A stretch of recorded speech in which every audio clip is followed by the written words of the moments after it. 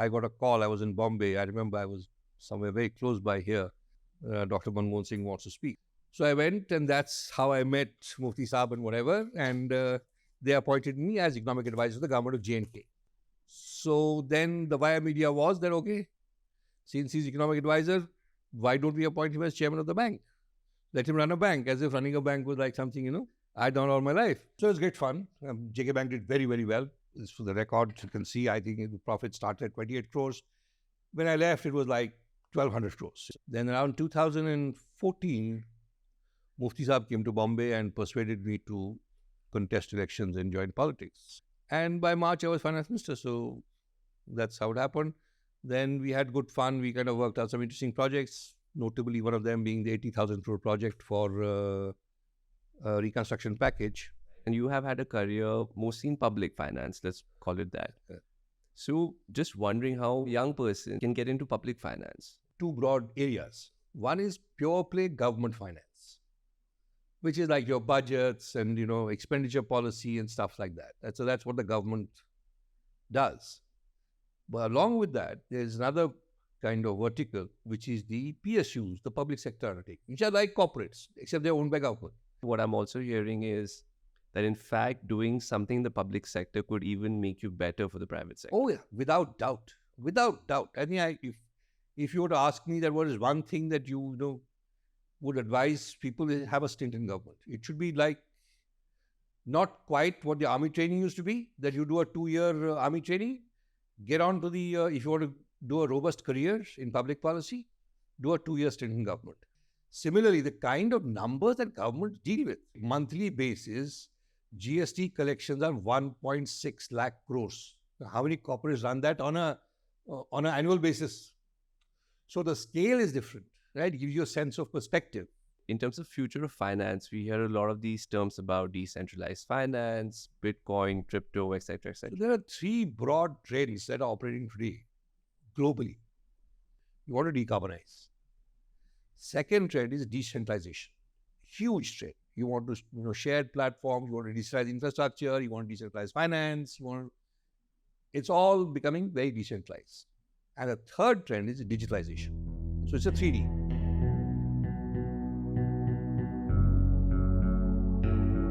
Hello everyone, this is Shantanu, the host of Real Wealth. Today we have a very special guest with us, Mr. Haseeb Drabu, the former CEO of J&K Bank and the former Finance Minister of Jammu and Kashmir. Thank you, sir, for coming. It's a real pleasure. So before anything, just want to understand your life story. I think it's so interesting from where you've come and what all you have done. Would just love to understand how you got where you got. I come from Kashmir, which in itself makes every life interesting. Of course. The exotic land of Kashmir, mystical, and all kinds of things associated with that.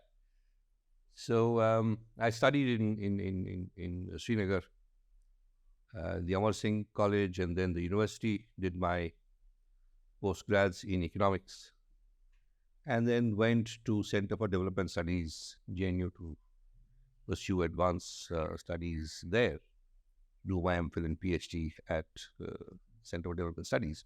And you were doing macroeconomics here, right? Your focus was... Largely, my interest was public expenditure policy, macroeconomics, macroeconomic growth. And that was a time also when India was transitioning away from that old phase of low growth. So I'm really talking of 83, 84, mid-80s. So that's when just about the beginning, I think 86, 87, the first paper came, which is called long-term fiscal policy, was in public domain, where people start talking about liberalizing the economy, doing, that kind of stuff, which was in some ways set the stage for the economic reforms of 1991, the landmark reforms of Dr. Manmohan Singh, which set the stage on, moving from a controlled command economy to more regulated open economy. So the closed economy to open economy shift happened then. So around that time, I got to work very interestingly. A lot of things have happened in my life by chance and completely fortuitous. That I got an offer to work with the Planning Commission. So I spent a good 3 years there. And this was just at the time when this whole policy was being formulated. I remember I worked with one of the best economists in the country. In fact, I've had the privilege of working with some of the finest economists in the country. All my bosses have been absolutely first-rate economists. I've Dr. Mimal Jalan, Sri Rangarajan, that kind of worked very closely with Dr. Reddy. Venkataraman Reddy was later governor RBI. So all kinds of. At that time, I was working with Dr. Mimal Jalan. He was chairman of the Economic Advisory Council of the Prime Minister, and that's where I was working. And this is the time when the 1991 reforms were being conceptualized. The first step, if you remember, was the devaluation of the rupee, which happened, if I'm not mistaken now, is 3rd June 1991 it happened. And that whole operation was called the hop, skip and jump. So if you remember, it was a two-stage devaluation where the first day it was cut by, I think, 3%. And then a day was given as a breather to check the markets, how they would respond. And then the main devaluation would happen. So that's how it was. And that's the time I was working for the government. From there, again, purely by chance, Dr. Rangarajan said, why don't you come along with me? He was that time a member of the Economic Advisory Council of Prime Minister. He was appointed a member of the Finance Commission. So I went and worked the Finance Commission. And there again, within perhaps a month of the Finance Commission, he was appointed Governor RBI. So he left and I started working with Mr. K.C. Pant as the consultant in the 10th Finance Commission. And that was perhaps one of the most enjoyable phases of my career, because I enjoyed doing what I was doing. It was basically looking at center state finances. And that's something that has continued to be an area of interest till now. I mean, I actively kind of contribute to the ongoing understandings of what is happening within public finance. And in fact, did some work in the Planning Commission as well, in the same areas, so Finance Commission. And then as it happened, very luckily once again, I got to become a member of the GST Council, which was India's first federal institution and was brilliantly led by Mr. Arun Jaitley, who did a wonderful job of building a consensus, and we created collectively India's first federal fiscal institution where states also had a voice. So from there on, then kind of after I finished I went to run a newspaper, Business Standard. I became the national editor of Business Standard, and that's when I moved to Bombay in 1996. And then somewhere again, I don't know how, the digital foray happened, and the newspaper management decided I must start the digital part. So in 1999, I worked with Mindtree, Ashok Souta's company, to actually do India's first mobile site, so to say. It was called Mint Street. And then the bust happened and it was shelved.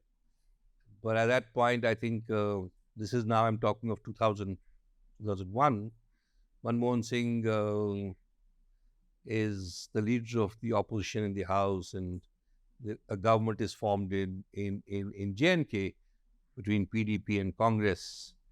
Mufti Muhammad Sayyid Saab was the chief minister, Muzaffar Beg was the finance minister. And I got a call. I was in Bombay. I remember I was somewhere very close by here. There was my son's school. It was called Kids at Play. It was in Chimbai. And I was there with him, and I got a call saying, Dr. Manmohan Singh wants to speak. So I said, yes. So he said, why don't you come to Delhi tomorrow? We are forming a government in J&K. The chief minister is here. It was Ramadan. So there's an iftar festive party. Come for that. So I went, and that's how I met Mufti Saab and whatever. And they appointed me as economic advisor to the government of J&K. This was the initiative of Dr. Manmohan Singh. Somehow at that point of time, since I had worked in the private sector, my salary was an issue. I had kind of other financial commitments. So then the via media was that, okay, since he's economic advisor, why don't we appoint him as chairman of the bank? Let him run a bank, as if running a bank was like something, I'd done all my life. So yeah, fine. So, but then RBI had its own stipulation that you can't be an economic advisor and run a state government. But nevertheless, it continued. Dr. Reddy was there. So he gave it a go ahead. And I used to run the bank and the state finances for about 4 years. Then what happened was, so it was great fun. J&K Bank did very, very well. For the record, you can see, I think the profit started at 28 crores. When I left, it was like 1,200 crores, that kind of stuff. So like serious share price recalibration and all that. So that's where it became also interesting to kind of see how, I had no experience in banking, but yeah, one had a basic understanding of finance. Then governments changed, I continued, but did work well with the new government. I was asked to go from J&K Bank, so I quit. I came to Bombay. I started consulting with corporates and stuff like that. Spent doing 3 years, doing some of the biggest corporates in the country. I was sitting with them, doing risk management or something or the other, keeping myself busy. Then around 2014, Mufti Saab came to Bombay and persuaded me to contest elections and join politics. So I don't know. So I took a plunge. I said, okay, so on 2nd of July 2014, I joined PDP and contested elections and I won. Amazing. From the area where I come from, which is the district is Pulwama, but the constituency was called Rajpura. So I won that seat, and by December we were negotiating with BJP former government, and by March I was finance minister. So that's how it happened. Then we had good fun. We kind of worked out some interesting projects, notably one of them being the 80,000 crore project for a reconstruction package. We did that. Then Mufti Saab passed away, and his daughter came in. So I spent a year with her. But then there was some conference of investors. I spoke there, and she felt it was not what it ought to have been. So she dropped me from the cabinet. I came back to Bombay, started life again, and that's how it has been. Amazing. Wow. Wow. The one thing I'm most intrigued to know here, and I love the whole journey, is that when you were that kid who left JNU, right, having done his PhD, did you imagine to be in public service and have like this sort of an interesting path, or was Never. it something that it just fell off your? I had only one ambition in life. Okay. I've never not been an ambitious person. I've had only one desire, not even an ambition, but I should teach. Okay. So I actually went back to Kashmir University and started teaching there. It was winter, and the situation was pretty dangerous at that point of time. I remember seeing gunmen in the university. This is the But winter we are of... talking about 92, 93. Okay. And I taught a course, and I came back from the university to kind of wind up in Delhi. And since I hadn't been able to do a great job of teaching them because it was a small period, I told them I'll give you an open question paper. So I gave them the question paper 3 months in advance. Say that you work on it and then submit your papers. That somehow the university didn't like. So they kind of reacted to it and said, no, you can't do this. And I said, okay, fine, no. So I kind of didn't go that path. But somehow I feel, I was, as I said, honestly, been very, very lucky in many ways. I stumbled upon this, something that I really enjoy doing is looking at, and I got to play such different roles of an editor in a newspaper, of a policy maker, of a banker, of a politician, all it's like being in films, right? You play different parts. Yeah. So I wasn't typecast in anything that, you get into a job and then I haven't done a job for more than 5 years ever. One kind of job, it's always been within 5 years. This is perhaps the first time now I'm not really technically doing a job, but yeah, that's how it has been. So when you were doing these interesting things, right? Like how did you make those choices? Like what was your parameter to say like, oh, this is something I want to do? If you were to ask me honestly, I didn't make any choices. Just seemed the thing that, this is nice, it's interesting. Okay. I didn't look for things, I said, this looks very interesting. Like when I was in Finance Commission, it probably was the most boring job. Okay. But I found so much excitement in it that it was like, and we created something very nice, The 10th Finance Commission report is actually a historic report. It led to about some 20 constitutional amendments. So I drafted that, and it's acknowledged in the report that I was very young, 30 years old that time, but it was great fun. So newspaper again. I one fine morning find myself I'm the editor of a newspaper. I said, oh, good, wonderful. Now what is to be done here? I have no idea. I can write, But news is a different thing altogether. So, but one or another job. So that has been a part of the whole journey where you learn and live all of it. Coming to corporate sector when I was chairman for bank when I was 42. Mhm. So by the time I was 48, I was done with it, right? Then, so coming to corporate at 50 or something, again, something, but I didn't see the transitions very difficult. I fundamentally see that this job has to be done sensibly, Yeah. and you have to put in the hours. That's about it. There's no third way to it. And of course, I'm assuming that your base was so strong with your PhD, with your Yeah, basic finance. Right? yeah, I mean, once you're in the field of economics, particularly macroeconomics, and you have a good grounding, it all seems very logical. No? So, in fact, I'd be very intrigued to know this because, as a personal experience, as someone who's done an MBA and has worked in corporate world currently, I hear a lot of views about how you can get into investment banking, how you can get into private equity, very much focused on how you can get into private finance, right? And you have had a career mostly in public finance, let's call it that. Yeah. So just wondering how a young person like me, though I'm not that young anymore, but how a young person would can get into public finance. What paths could there be? What would they look for? What should they do? Well, see, if you were to look at it from purely a public finance perspective, which is really public sector Mhm.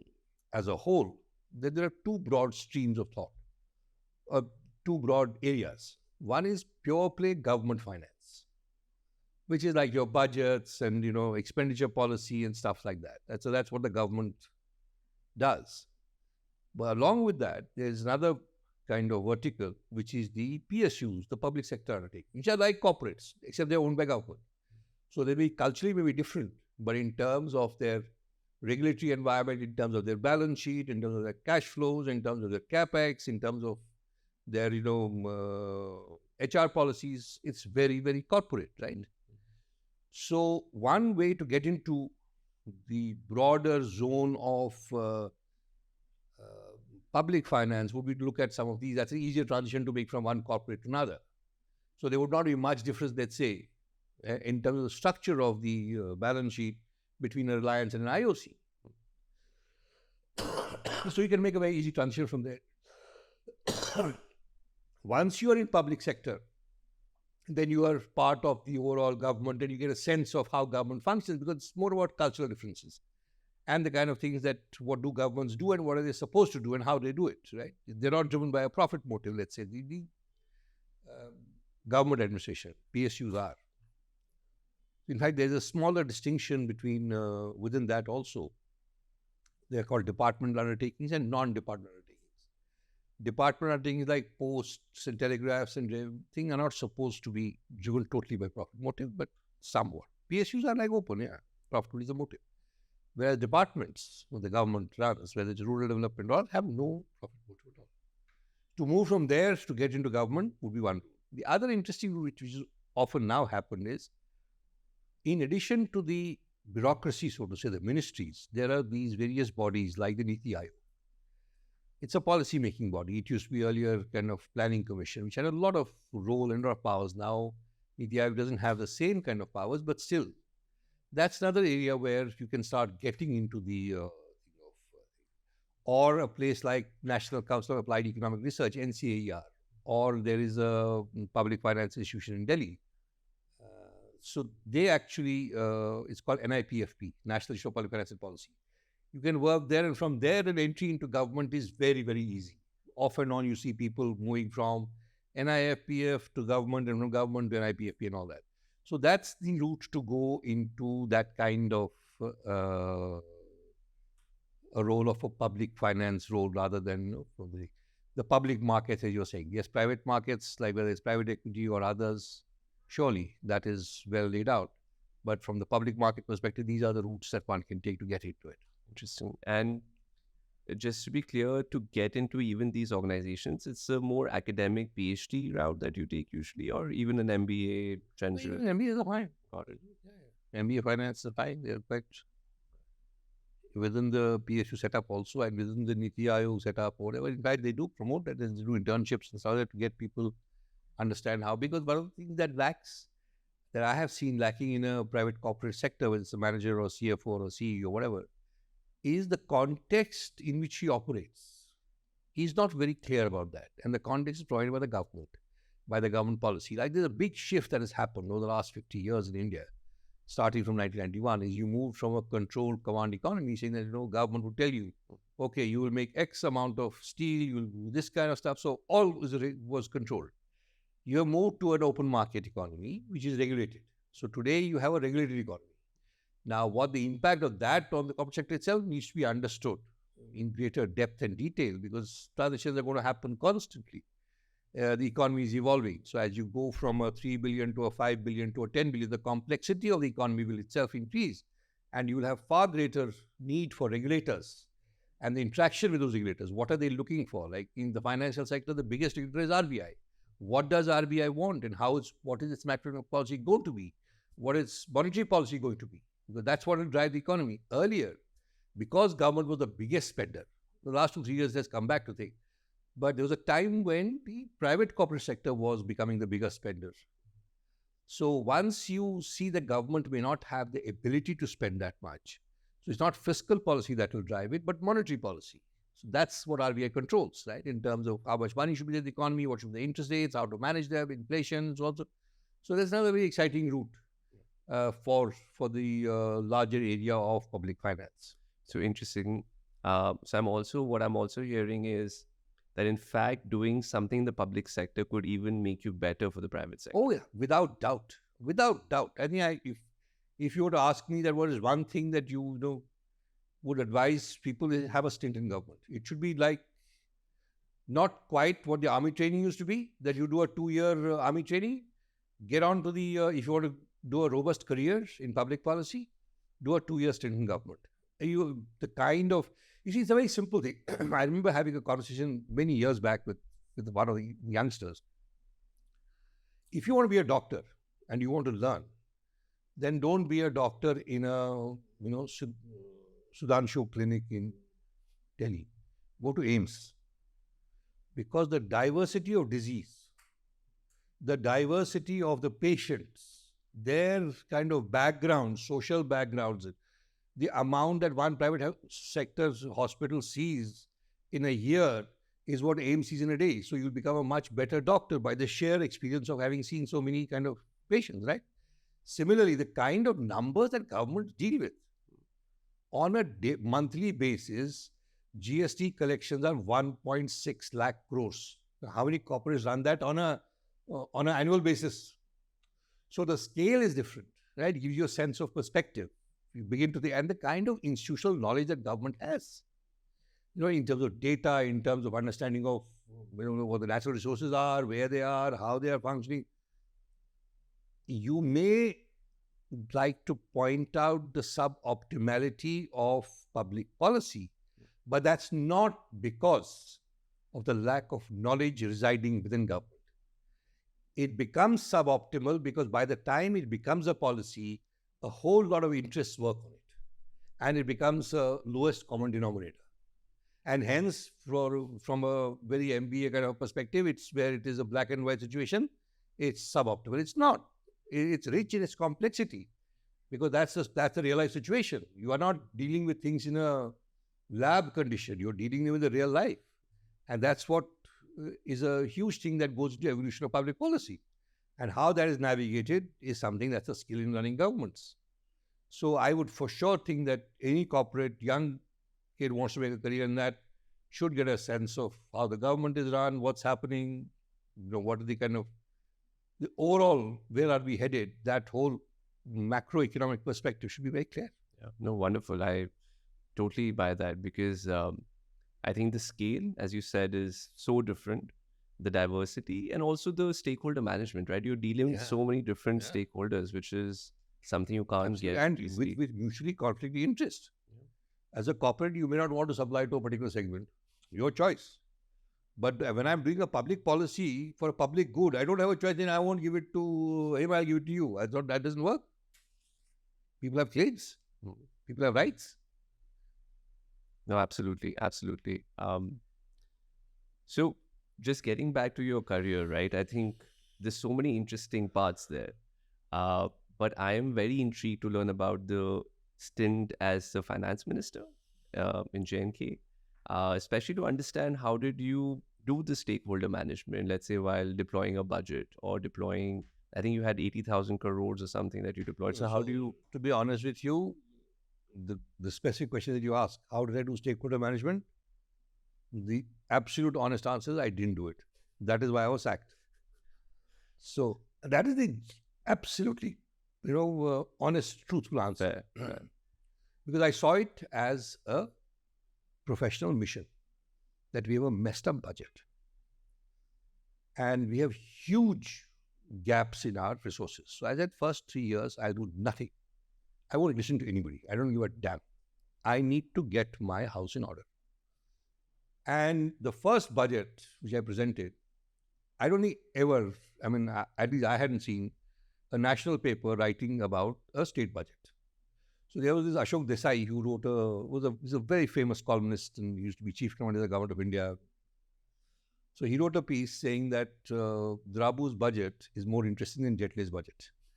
And I was like, seriously, what are you? Because the scope that the union budget has is just phenomenal. State budgets are very limited in their scope. But we tried to redefine it. It was really an exciting phase of my professional growth and some of that. We kind of did all kind of stuff, and with the first state to abolish plan, non-plan expenditure, central government followed us. It was written by them. They sent people to me from central government saying, train our guys and some of that. Then we had this brilliant opportunity of getting into the GST Council, where someone like Arun Jaitley was wonderful, who could listen to, dissent. And so we had this fabulous time doing the GST Council. People may abuse us for the design of GST, but it was done in a certain manner that was hugely satisfying in terms of. Now, again, you referred to a particular thing. So while I was drafting it, we said we should, since this economy has been devastated by a whole 30 years of conflict, let's look at rebuilding the economy. So I kind of worked out a package called it was called Tamir plan. Tamir in Urdu means reconstruction, but it was a acronym for a reconstruction package for J&K. So I negotiated that. J&K has got only 2 packages in its history. One was during Manmohan Singh's time when I was economic advisor, 26,000 crores. And then Prime Minister Modi's time, 80,000 crores. So I negotiated it, and he came and announced it in Srinagar. And in fact, said, you have a good finance minister. He's taken 80,000 crores from us. I haven't been able to do UP this much, but he's a very persuasive guy. Sometimes we should kind of get him to cover Delhi and all that. So very nice, very gratifying to get that kind of recognition at that time. And when I started the finance minister into the 15 March, we were rated 27 by the parliamentary committee in terms of fiscal management as a state. And when I was dropped the next day, we were ranked 11. So we had moved from 27 to 11 in a matter of 3 years. Wow. But as a reward for doing that, no complaints. I enjoyed myself immensely. So post that, I kind of moved out, haven't looked back. Don't know what the current situation is, but I guess it's doing well. So I'm very intrigued to just understand, how did you persuade Mr. Modi? Like, what was your argument to get that 80,000? Like, if you can. Yeah, interesting question. But so what has historically happened in Kashmir, in J&K? Central government has pushed in a lot of money for a variety of reasons. You did not get it all of the reasons. But they were kind of in different sectors, and different ministries would do it and whatever. So my first pitch to the FM, it was not to the PM at that stage, was, can I get some flexibility? And this is Mr. Jaitley. He was a wonderful guy, absolutely delightful guy. Really sad that he went the way he went. It was such a pleasure working with him. So I told him, boss, I need to get some flexibility. First, you give me 3,000 crores. I have to do some rates. He gave me 3,000 crores. It was absolutely fascinating. So he said. And he had to manage other demands. J&K is like a small state. So if you have UP, you are like, bound hand and foot. But he was like very accommodating. So I proposed to them that we'll put all these schemes together and put it into one bucket. At that point, it was around 38,000 crores. So then I said, no, And for them, let's do a top up and let's do something from Prime Minister's side. Let's do something. It went on and on. I was looking at a number of 1 lakh crores. So I was mostly working with the people in the finance ministry that time to work on the package, and eventually meetings happened at different levels, and we submitted the plan, and they approved about 80,000 crores. So the reason why we didn't get subsequently, I was told, was that they wanted to do the 1 lakh for UP. Subsequent, but for us, 80,000 was a huge amount of money. It was largely to rebuild the infrastructure. Okay. So we are looking at connectivity as a major part, road, buildings, bridges, those kinds of infrastructure development. Institutions, aims, the aims that you see being inaugurated today, that's a part of that whole package. IIMs in J&K, so we had one in Jammu, one in Kashmir. So a whole lot of infrastructure did come in from that 80,000. It was more like a capital expenditure program for a state government. So very interesting. So you'd also mentioned that one of the reasons that your budget was, I think, fiscally conservative. You're trying to make sure that it was, but this package helped you with the infrastructure spending, but otherwise the budget was just more conservative. Why is it about being conservative? The real issue in the budget was that we had no money for capital expenditure. Okay. So I got a fully funded package, and that's how the transformation happened. And we kind of made sure. See, what the anomaly which I pointed out there was that if you spend 1 rupee to do capital expenditure, meaning to make a road, you are spending 3 rupees to spend that 1 rupee. In what sense? In terms of wages, in terms of overheads. So the amount of money that you were spending to spend one development was bizarre. So I focused on that, didn't do any freebies and some of that. And I also presented very uniquely 2 budgets. One was, you normally have in a budget, whether it's union or center, have a part A, part B. Part B is taxation. But then state governments don't have any taxation powers, really speaking, more so after GST. But I converted the part B into an energy budget. Okay. So I want to an energy budget because maximum fiscal weakness in J&K was emerging from the power sector. We used to purchase power for a lot more than we would get revenues out of it. So there's a gap in power sector. So I said, let me not let the power expenditure distort my fiscal balance. Let me take it out. I took it out as a separate thing and funded it separately. That was one good initiative which was followed by some other states also. Then next year I presented a panchayat budget. It's the first time ever a state presented a panchayat budget.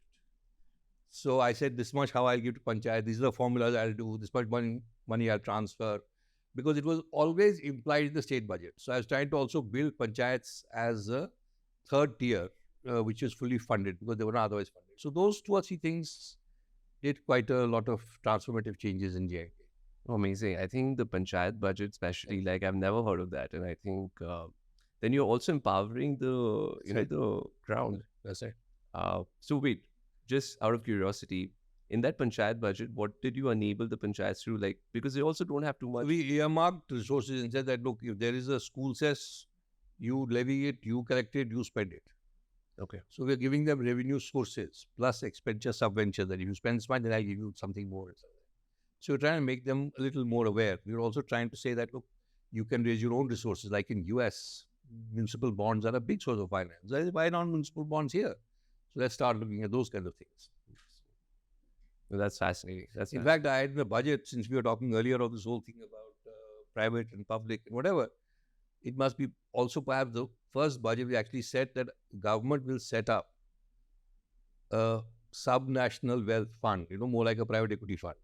Idea about 100 crores for saying, I'll appoint a set of people who will do investments in, local enterprises in J&K and all that. So we tried, but didn't work. I left before that. No, that's super fascinating. That's like all the sovereign funds that, like a Saudi Arabia has, but you were doing it for J&K, like specifically. And does that exist, right? Okay. Didn't take off. Okay. No, but I think that's a very great idea because those can really build wealth for the state. Yes. Yeah. So actually talking about all this, right? You worked in a particular aspect of public finance with certain rules in terms of what is the right thing to do, and you try to push the boundary in terms of doing you know, a sovereign fund, a panchayat budget.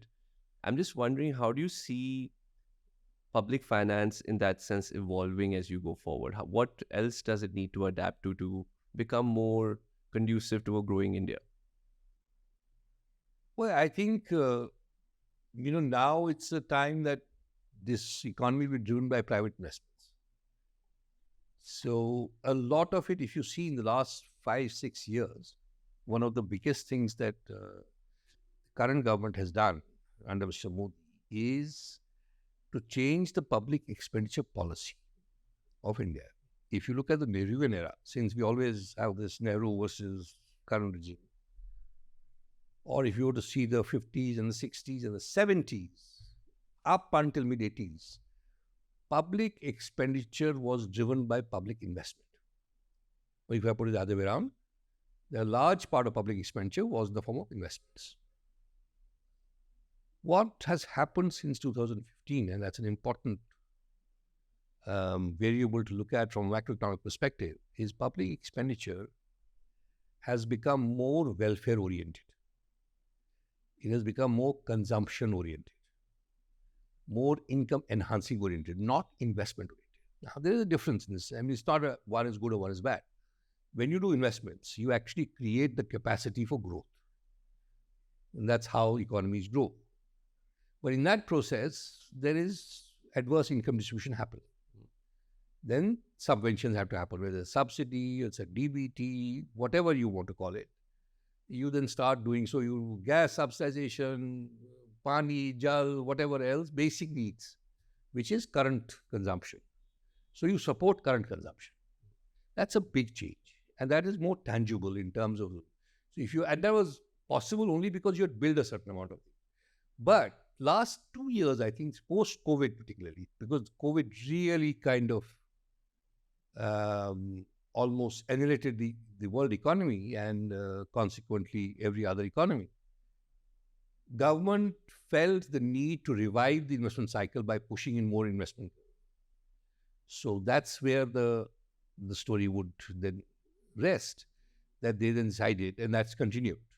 But I mean, to the credit of the government for this one, this budget was not a freebie budget, the voter account. It was more like a regular budget, partly because the whole politics has been shifted to outside the ambit of the budget. It's by other issues that are getting more importance for the voter behavior. But also the fact that you've done a lot of welfare expansion in the last 5, 6 years, which has its own implications on the macroeconomic work. In my opinion, it will fuel current growth, but at the expense of future growth. So now what you have to ensure is that the private sector invests in those areas which generate that kind of impulses in the economy, which public sector would have done, which is very difficult to match. Because the model that's now emerging in this new economy, shared economy, sustainable economy, is an asset-light model, where you don't invest in heavy assets, you don't do big assets, you do small asset-light model with higher revenues and stuff like that. So it's technology-enabled and all that. So that itself has an impact on how the economy will grow. But the long-term fundamentals to be looked in place for a certain investment cycle to start up now. Where India could choke in its growth is how seriously is it looking at energy transition. Because at the end of the day, the biggest risk with India, or the biggest weakness in the Indian economy today, is that it's not a resource-rich economy. We are net importers of all, whether it's coal or oil or whatever else. And we don't have the thing. China has taken good care of itself by going and buying out various resource bases in China, in Africa, and whatever through sovereign wealth funds. India has been a little slow on that. So more than the fiscal deficit that keeps being talked about, or the revenue deficit, perhaps bridging of the resource deficit is a key thing that this government, or any government for that matter, needs to look at to ensure sustainable growth in the long term. So, just as a clarification, right, I understand that the government has to invest more in infrastructure now, has to do the capital expenditure. But they also, because of, let's say, political reasons, social reasons, whatever it is, have to do the welfare schemes too, right? And your suggestion was that the private sector has to step in with the investments. And you're saying that is hard. My question is, why is that still hard? No, it's not a hard, let's say there's a slight nuance to it. So let's say government was investing 100 crores and was generating a certain impulse in the economy because it is in core sectors, wage component is high. Private sector may also invest 100 crores. But that, where they deploy it, becomes important. Which sector, which geography. If you see, all public investments have been in remote areas. Odisha. Resource rich state है वहाँ. काला अंडी जाइए देखिए, दूर तक कुछ नहीं दिखेगा आपको. So you were generating that kind of income spread. So regional balances were one big factor for public investment deployment was regional balance. That how do I balance Maharashtra with Odisha? How do I balance Gujarat with Bihar? So you are spending resources there. I mean, all your post-independence areas are creation of public investment. Forget Bombay because it is a legacy, imperial legacy and stuff. Look at other cities, Hyderabad, Chennai, Bangalore. All these are public investment driven. Where does this boom for Punjab come from? Because of Bhakhri Lab. So you have to recognize that it was a big impulse for growth, right? And then private investment followed that. Now, the structure of the investment is different. So public investment may not fully match it. But yes, those are the transitions. Now we are a service economy. We're doing huge amounts of services. Sector is a big one. Financial services is big. Tech is big. So that should self-compensate both in terms of the output as well as employment. Fascinating. I think you also mentioned how you see energy, right, as one sort of risky area for India generally. Just want to get your view, just stepping back. The thing, again, as I say, it's an energy deficit economy. Yeah. And there's a massive transition happening called the energy transition, which is decarbonization. Huge. So you have to meet your SDG targets of 2030, 2050. You want to be zero net carbon emissions and all that. Corporate sector are taking very seriously. Is the government doing enough? Are you investing in energy transition? The newer fuels, the hydrogen, the ammonia, those kinds of stuff. Because your fossil fuels are getting... So you need to have a proper energy transition strategy. Some of it is there. If there are loopholes, clear that, invest in it. You will then see a certain... Because my thing on energy is that this is the only thing that actually messes up two balances, which is the twin deficit problem classically known as, which is your budgetary deficit or fiscal deficit, so to say, and your balance of payment deficit. So you have an external imbalance and an internal imbalance, and both sources energy. So you have to kind of identify that and deal with it separately. That's where I think the game will rest. So apart from energy, because energy, I think that makes total sense. Apart from energy, do you see other areas which are... I'm beginning to get a slight sense of discomfort, though I'm not yet seeing data on it. Is the banking sector as robust as it is believed to be? There's a big cleanup operation that happened, NPAs have been dropped, but I'm not completely convinced of that story. There could be some stress in the financial service sector. The financial sector per se, whether it's NBFCs or the banks, I'm not sure with this kind of drop in incomes. I just read recently that, the number of agricultural labor has grown by 6 crores or something like that. So large number for agricultural labor because that had come down sharply. So which means people are going back to, agricultural labor and all. So if that is so, then there will be some issue. Which is not a good sign, right? It's not a good sign at all. In fact, it's a regressive sign that you have a growth in agricultural labor, which is the bottom of the pyramid, so to say. So while that kind of a thing happens, I'm not sure of, is there a retail lending crisis in the offing? I don't know. I'm not seeing anything. So I've seen some. So if I would look at a risk, then perhaps financial sector needs to be watched a little more closely. That's my... Actually, I'm very intrigued, right? Because when you look at other countries, let's say America has followed a particular path with their retail financing or their financial systems and things like that. Do you see lessons that we can learn from other countries and their paths, which can maybe help us with our energy crisis or with our financial? I would rather not. Because it's a little more, it's a slightly different nature of the economy. The economy has been debt-driven. Equities are recent culture, starts in the 70s and stuff.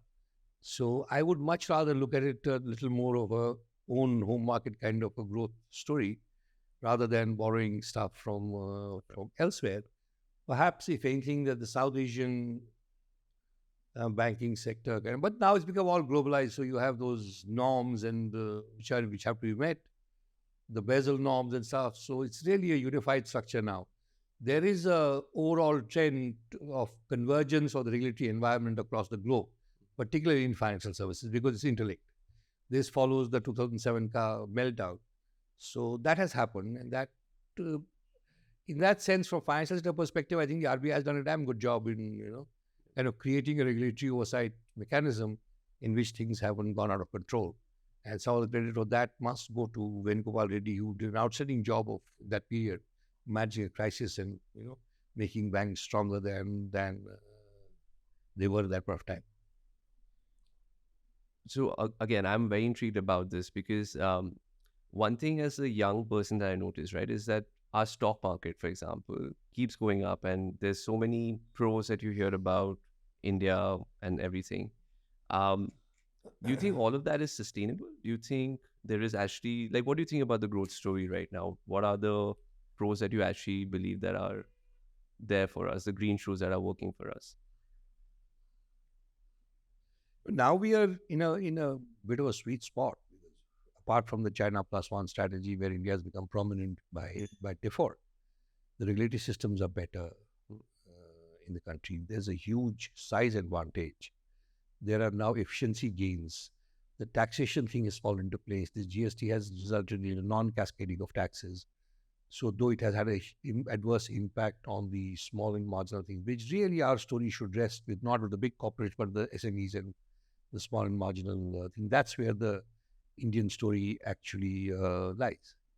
Um, Stock markets do, of course, may not reflect on a one-on-one correspondence the real strengths of the economy or the numbers, but it bears a relationship. I mean, it can't be that it's up in the air without any substance.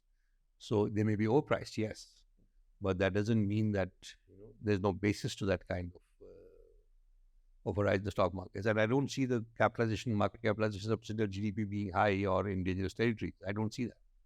So it looks like to be a fairly steady state economy, which doesn't have too many alarm bells ringing, except, of course, your inflation, and which is more a management issue.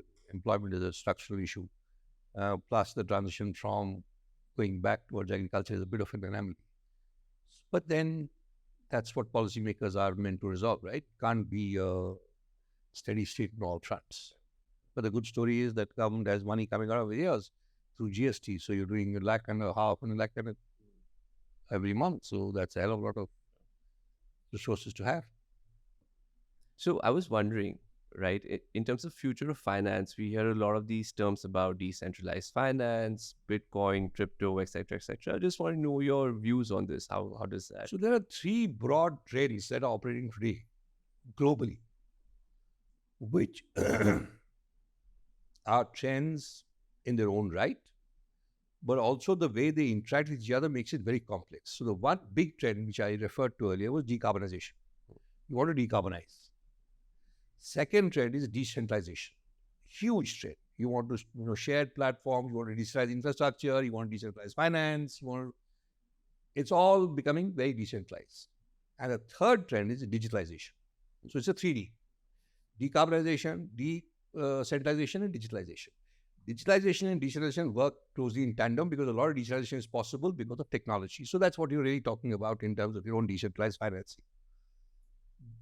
This is a huge area which is, to my mind, uncharted waters. We don't know what's going to happen. You will, of course, see that the banks will come under a threat. Maybe not a threat. Threat is a strong word to use, but will come under some kind of pressure because you have P2P lendings.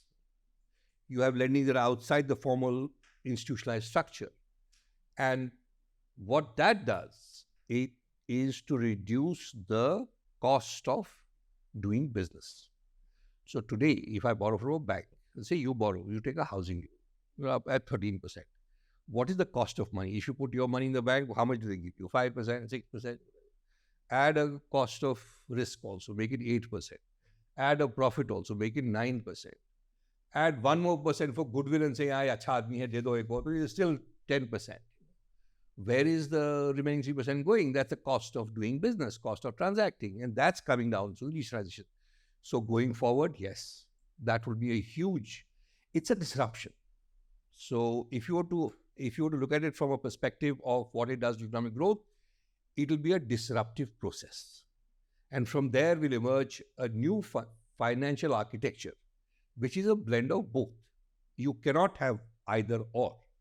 But what will happen in the, let's say, the new financial markets, for the want of a better word, will have a bearing on what's happening in the traditional finance. They won't be completely at loggerheads, but increasingly the digital space will take the lead to drive. It's more like the futures and options market today, that you see a futures trend happening, and that impacts the market on that day. Similarly, you will see it in that form. So to put it in one line, the new financial instruments or whatever will become the leading indicators for the conventional financial indicators. So you'll be able to, and that will create another huge opportunity of doing business, which is arbitrage. So you'll have these people sitting on a computer and making tons of money in half a day by doing financial arbitrage across these two markets, right? So, and you will hear of the 10 good guys who made 5 billion, and you will not hear of the 20,000 people who lost 10 times more. But that's how life is, right? So that's how I see this whole space of decentralized finance pan out. I'm actually interested to know one thing. So at least from a crypto decentralized angle, right? Fundamentally, it's a market which is not regulated, right? At least in America and things like that. It's very less regulated. But in India, a lot of this is something that RBI tries to regulate and indirectly bans and things like that. Do you think in India, with the way the public finance or the government works, where they try to regulate, do you think it's possible to have these decentralized mechanisms? No, so there's a difference. Okay. These are decentralized markets, that's fine. But they're not unregulated markets. So there is a regulatory control. Now, US markets, I'm not very familiar with those markets, but it's a far more evolved market, right, in terms of the instruments and the complexity of those instruments. I would personally be in favor of doing a regulatory oversight on any of these, because we don't know what is in the game. Plus, the financial services is become a strategic risk now. So that's another area of national security, is how do you address the financial security of the country? Who owns your networks? And who owns Paytm? So those are questions that are legitimate governments have to ask and see whether, because the biggest threat will be to financial stability. So your mandate of RBI is just one simple mandate, not complex, to maintain financial stability. Now, in a particular time, it could be inflation which is bringing instability, sometimes in currency markets. So you have to see what's happening in currency markets and drive it in a manner in which it coalesces with your own macroeconomic growth. So one has to find an internal solution to it rather than look at what others do. That's how I see it. Wonderful. I totally agree there. So I think this was great.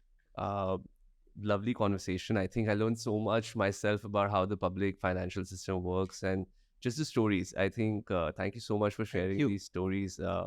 They were so fascinating. So thank you for being a guest here. Thank you very much. Pleasure being here.